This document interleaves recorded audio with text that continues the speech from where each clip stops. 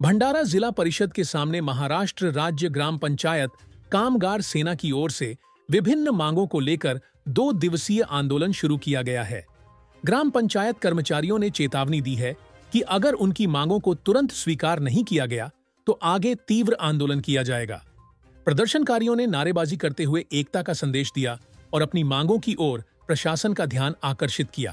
कर्मचाऱ्यांच्या मागण्यासाठी आम्ही बऱ्याच दिवसापासून संघर्ष करत आलेलो आहोत। या जिल्हा परिषदला सरासरी 2 ते 3 महिन्यापासून ग्रामपंचायतच्या कर्मचाऱ्यांचे पगाराची रक्कम येऊन ठेपलेली असताना सुद्धा 3-3, 2-2 महिने पगार करत नाही। 10 महिन्याचा एरियस आहे, तो 10 महिन्याची एरियसची 15 एप्रिलला रक्कम आलेली असून ते सुद्धा दिलेली नाही आहे।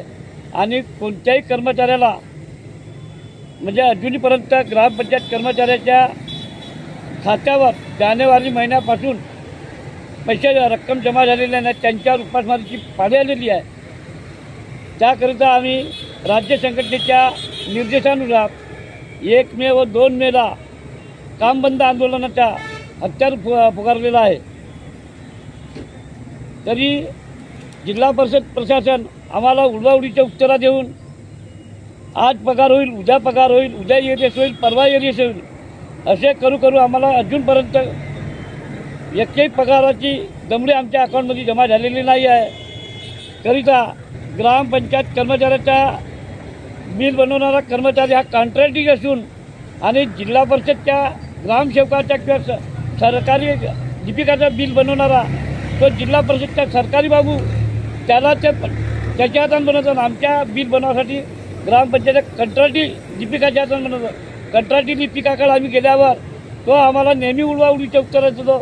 आज होईल, उद्या होईल, परवा होईल, पंचायत समितीतून होईल, जिल्हा परिषदमधून होईल, पण होण्याचं नाव नाही आहे। वरिष्ठ अधिकाऱ्याकडे तक्रार नेला तर वरिष्ठ अधिकारी आम्हाला उडवाउडीचे उत्तर देतो।